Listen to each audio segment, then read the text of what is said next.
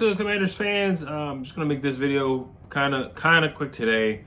We'll see how it goes. But unofficial depth chart was released, and then we're gonna talk a little bit about the Brandon Aiyuk news. There was some Brandon Aiyuk news and some rumors that came out last night. I think there were some facts that came out last night too. So we're gonna talk about that a little bit. I think we're finally gonna get a little bit of closure on the Brandon Aiyuk situation. I never had my hopes up for it anyway, but we're gonna get some closure to it. But of course, before we get started into the video, today's episode is brought to you by BetUS.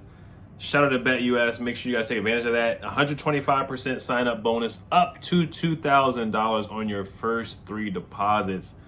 125% sign up bonus up to $2,000 on your first 3 deposits. Man, I got my pick in for Jayden Daniels getting offensive rookie of the year. So make sure you guys put that wager in on BetUS and take advantage of that deal, that 125% sign up bonus.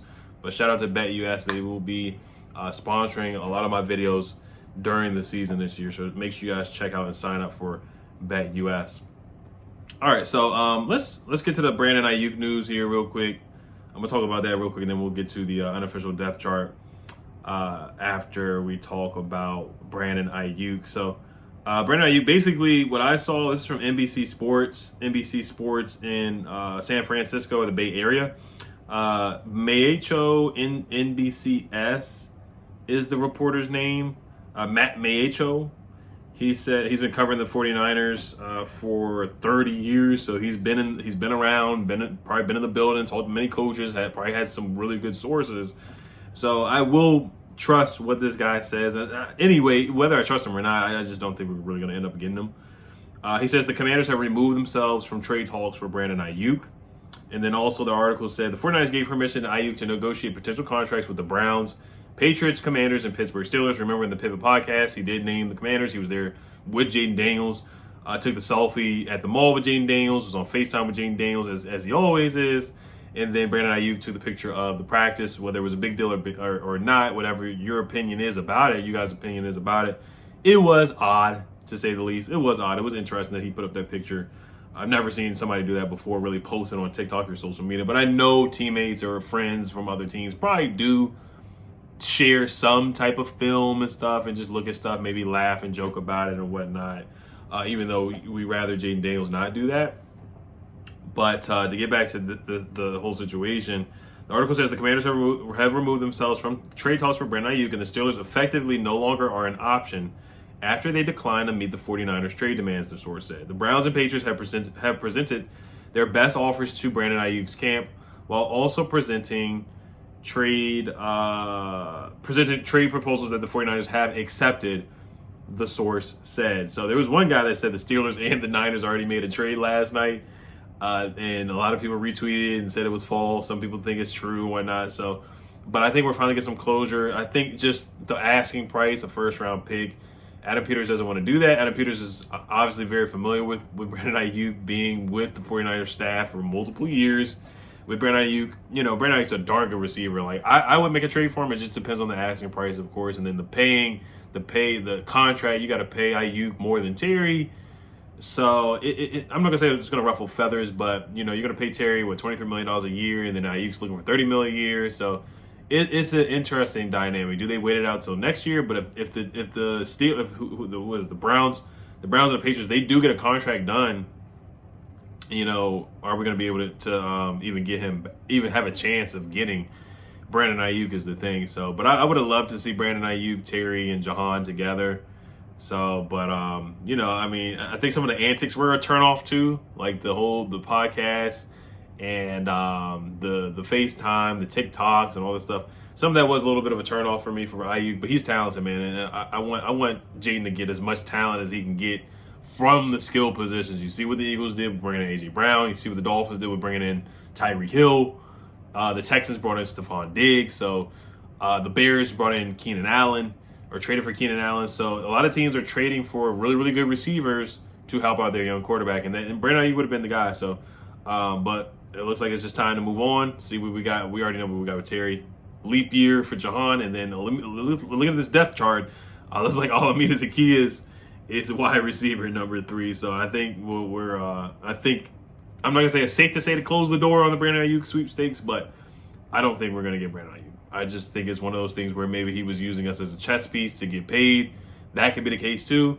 But, like I said, I would like to see him here, but it just depends on the asking price for sure. And Adam Peters looks like he's not willing to meet the asking price of the 40. So let's move on to the unofficial depth chart. So let's look at the offense real quick. Jaden Daniels was named the starting quarterback, which I think is the right move. I think eventually it was going to happen, whether it was for the first preseason game or second preseason, whatever. I think eventually he was going to be named the starter. He wasn't officially named the day one starter for game one or week one, but I think this is indication that he's going to start. Dan Quinn did say, he said, Coach Dan Quinn was clear he had high expectations for Daniels, but he has surpassed those. So Jaden Daniels has done a really good job in camp. Off the field, on the field, getting there to practice first, one of the first guys in the building from OTAs, mini camps. So not just training camp, but OTAs and mini camps. And in mini camp, he's been doing the right things, saying the right things, being one of the first guys in the building, being a leader, interacting with his teammates. And even his teammates have nothing but good things to say about Jaden Daniels so far. And he's looked the part so far in practice as well. So every goalpost or every task that Dan Quinn has put out there for him to do, it looks like he's checked all the boxes. So he will be starting. I saw some people on the radio were like, oh, Marcus Mariota may start and all this stuff. But I was like, no, Jaden Daniels is going to start. So Jaden Daniels will start against the Jets, and he will play. Brandon Coleman is starting at left tackle, so that's another rookie out there. So it looks like he kind of has that number one spot in a chokehold right now. We'll see. It's his to lose right now. So I think he will end up being the day one starter as well. Let's see here. Who else? Terry McLaurin is your starter. Of course, quarterbacks, backup, Marcus Mariota. Jeff Driscoll is the third guy. Sam Hartman is the fourth guy. Sam Hartman may be on the practice squad or not even make the team. He did sign with that UFL team, so we'll see. But I think he's going to be at least on the practice squad. Running backs is pretty easy. Brian Robinson, Austin Eckler. And then after that, you got Jeremy McNichols, Chris Rodriguez, Michael Wiley, and Austin Jones. So that's pretty simple there. Tight ends is kind of what I thought. You have Zach Ertz, John Bates is number 2. Ben Sinnott is number 3 because Ben Sinnott reportedly has not had a great camp at all, dropping passes and whatnot. And then after that is Armani Rogers as the 4th guy. And then Cole Turner is the 5th guy. And then Colson Yankoff as the 6th guy. So if they do keep 4, do they keep Armani Rogers over Cole Turner? That's the biggest question mark there. That is a legitimate camp battle to me. But John Bates is certainly safe. And Ben Sinnott is the 3rd guy. I was hoping that Ben Sinnott would be the 2nd guy, but it's camp is early, so I don't want to take too much stock just because he had a down camp that would be the trajectory of his rookie season. So we'll see what happens with that. Offensive line, like I said, Brandon Coleman, number 1, starting left tackle, has the potential to be a franchise left tackle from what we're hearing in practice, dominating one-on-one drills, looking good against guys like Frankie Louvu and guys who have started in the league for years. Cornelius Lucas is the backup. Alex Akingbulu is the 3rd string guy. He was carted off the field yesterday per Nikki Javala. Nick Allegretti is starting left guard. We brought him in from the Chiefs, and that he was projected to be the starting left guard anyway, so I'm not surprised there. Tyler Biadasz, of course, starting center. Sam Cosmi, starting right guard, who has the potential to have a Pro Bowl season. Andrew Wiley at right tackle. Even though he's been out with tightness, he was lifted as the starting right tackle. Trent Scott is the backup right tackle, and Braden Daniels is your 3rd string. Braden Daniels, I don't even know if he's going to make the roster. He probably won't. And Ricky Stromberg is the 3rd string right guard. Ricky Stromberg is also the 3rd string center. Mason Brooks, who I do like, is the 3rd string left guard. David N, I'll just say his last name is N, is the 4th string right tackle. He probably will not make the roster. All right, let's move on to the wide receivers. Terry as your starter. Olamide Zaccheaus starting in the slot. And then Jahan Dotson is your starter on the outside. Olamide Zaccheaus is somewhat of a surprise. Like, I would not have said that at the beginning. I had Luke McCaffrey starting. But Luke McCaffrey, as I've heard, he's been running with the 3s in training camp and hasn't had like a great training. He hasn't like knocked anybody's socks off or wowed anybody so far. I haven't really heard many big plays. I probably heard more big plays from Mitchell Tinsley and Bryson Tremaine than I've heard from Luke McCaffrey so far, to be honest. And then James Crowder's your backup. He's going to make the team as the punt returner. And he's a good receiver too. Some people are like, oh my gosh, you didn't talk about how good James Crowder is as a receiver. Like, he's a good receiver. He's not like I'm just going to bang on the table for him as a receiver. He's a good receiver too, but of course, he's going to make it primarily as a punt returner. But Olamide Zaccheaus has had a great camp. Like, he's had a really, really good camp. He's had a good camp. Now, is he a downgrade from Curtis Samuel? Yeah, that's a fact. But we'll see what happens with him. Luke McCaffrey is your backup wide receiver. Mitchell Tinsley, 3rd string. Marcus Rosemary-Jackson is a 4th string guy. Casimir Allen's not going to make the team. Byron Pringle is a 5th string slot receiver. He might make the team only because of special teams. Only because of special teams as a kick returner. That's the only way I can see him making it. And then De'Ami Brown is your backup to Terry. De'Ami Brown apparently is going to make it, and Dan Quinn has raved about De'Ami Brown at press conferences so far, so I think he's going to make it.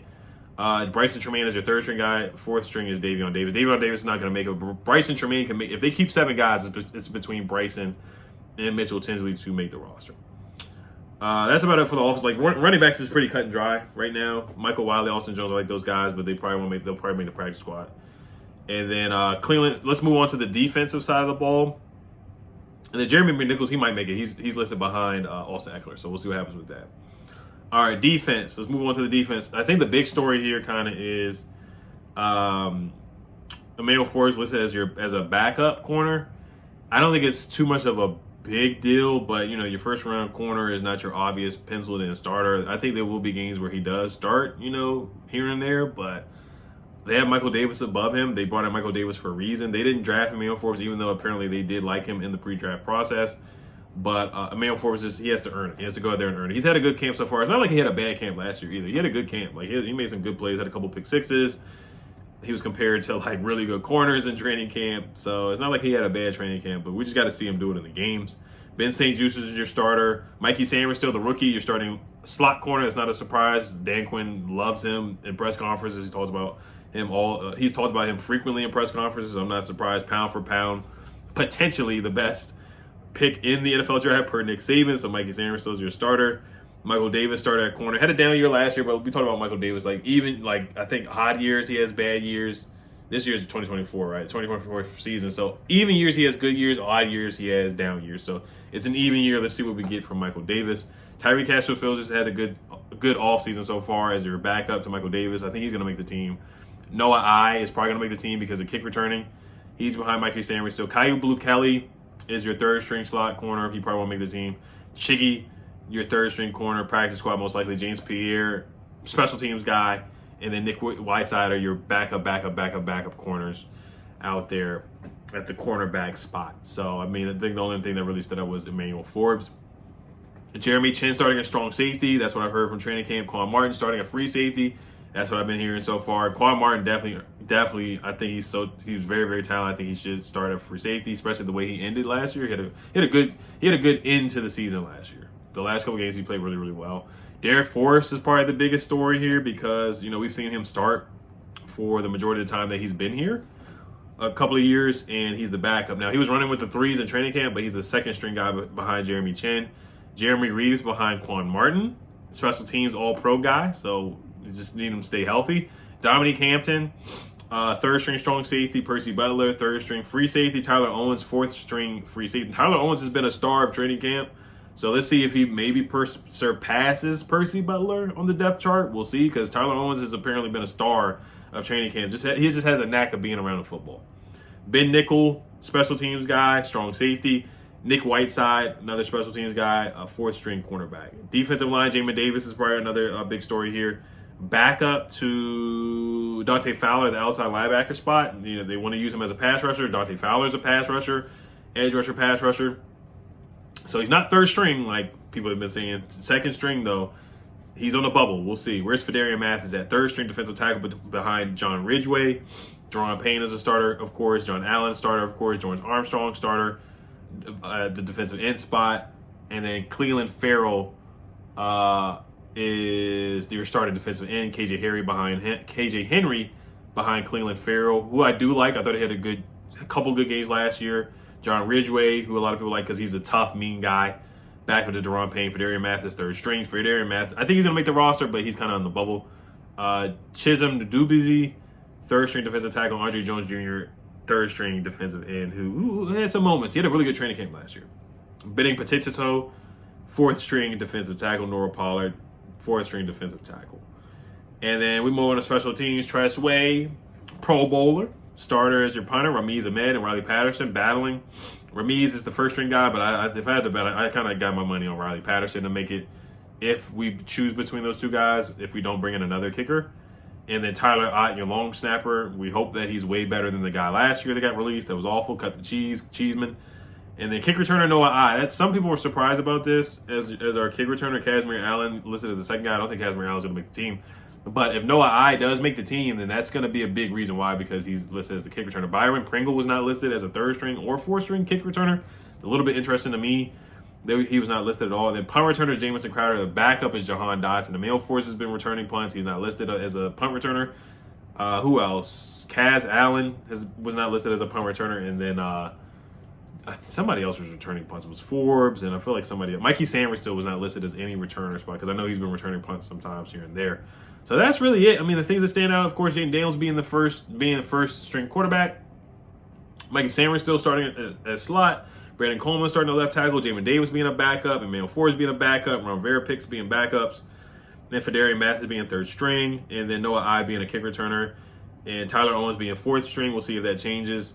And that's about it for the depth chart. But like I said, like I always say, you don't want to take too much stock into it, but it's just something to look at and be ready for the preseason games. I will be previewing,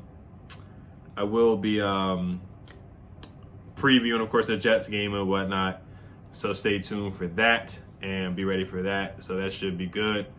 And Jaden Daniels in these joint practices, man, it's going to be a lot of fun on Thursday. I'm excited. I'm excited for that. It's going to be a lot of fun. I'm not going to recap training camp today. There was some good play. Like Zach Ertz had a one-handed catch. And that's about it. But once again, guys, make sure you guys check out BetUS. Check them out. Make sure you guys take advantage of that 125% sign-up bonus up to $2,000 on your first 3 deposits. Make sure you guys sign up using my link down below in the description. Health Commanders. Peace. Michael Vick here at BetUS.com. Get it all. Huge bonuses, great odds, a race book, live in-game betting, and a casino. BetUS, my online sports book and casino.